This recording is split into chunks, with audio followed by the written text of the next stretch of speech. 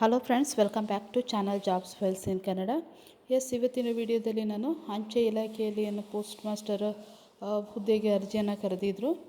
ಈ ಬಗ್ಗೆ ಡಾಕ್ಯುಮೆಂಟ್ ವೆರಿಫಿಕೇಷನಿಗೆ ಅರ್ಹರಾದಂಥ ಅಭ್ಯರ್ಥಿಗಳ ಅರ್ಹತಾ ಪಟ್ಟಿಯನ್ನು ಪ್ರಕಟಗೊಳಿಸಿದ್ದಾರೆ. ಇದರ ಬಗ್ಗೆ ಈ ವಿಡಿಯೋದಲ್ಲಿ ಡೀಟೇಲಾಗಿ ತಿಳಿಸ್ಕೊಡ್ತಾ ಹೋಗ್ತೀನಿ.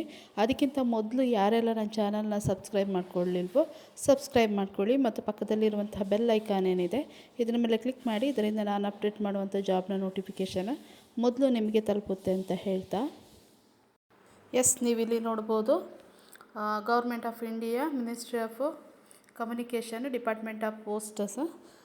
ಇದು ಏನು ಅಂತ ಹೇಳಿದ್ರೆ 2026 ಫೆಬ್ರವರಿಯಲ್ಲಿ ಅರ್ಜಿ ಕರೆದಿದ್ರು.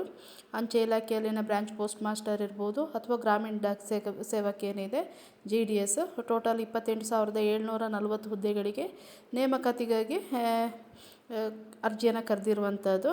ಇವಾಗ ಏನು ಅಂತ ಹೇಳಿದರೆ ಡಾಕ್ಯುಮೆಂಟ್ ವೆರಿಫಿಕೇಷನ್ಗೆ ಅರ್ಹರಾದ ಅಭ್ಯರ್ಥಿಗಳ ಮೊದಲ ಪಟ್ಟಿ ಏನಿದೆ ಇದೀಗ ಪ್ರಕಟಗೊಳಿಸಿದ್ದಾರೆ. ಇನ್ನು ಅರ್ಹ ಅಭ್ಯರ್ಥಿಗಳು ಏನಿದ್ದೀರಾ ನೀವು 2026 ಮಾರ್ಚ್ 23 ಒಳಗಡೆಯಾಗಿ ಪಟ್ಟಿಯಲ್ಲಿನ ಹೆಸರಿನ ಮುಂದೆ ತೋರಿಸಿದಂತಹ ಡಿವಿಷನಲ್ ಆಫೀಸ್ ಏನಿದೆ ಅಲ್ಲಿ ಡಾಕ್ಯುಮೆಂಟ್ ವೆರಿಫಿಕೇಷನ್ ಮಾಡಿಸ್ಕೋಬೇಕಾಗತ್ತೆ.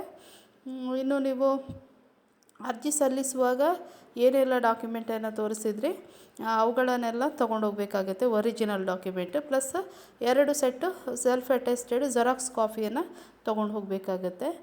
ಅಂದರೆ ಇದು ಪೋಸ್ಟ್ ಆಫೀಸ್ ಹುದ್ದೆ ಅಂತ ಹೇಳಿದರೆ ಇದು SSLC ಪಾಸಾದ ಅಭ್ಯರ್ಥಿಗಳಿಗೆ ಯಾವುದೇ ರೀತಿಯಾದಂತಹ ಲಿಖಿತ ಪರೀಕ್ಷೆ ಇಲ್ಲದೆ ನೇರವಾಗಿ SSLC ಅಂಕ ಏನಿದೆ ಇದರ ಪಡೆದ ಆಧಾರದ ಮೇಲೆ ನೇಮಕಾತಿ ಮಾಡಿಕೊಳ್ಳುವಂಥದ್ದು.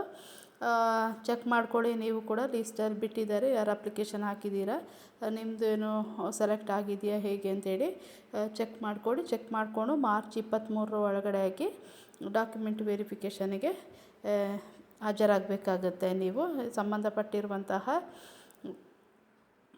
ಡಿವಿಷನ್ ಆಫೀಸ್ ಏನಿದೆ ಅಲ್ಲಿ ನೀವು ಡಾಕ್ಯುಮೆಂಟ್ ವೆರಿಫಿಕೇಷನ್ಗೆ ಒಳಗಾಗಬೇಕಾಗತ್ತೆ.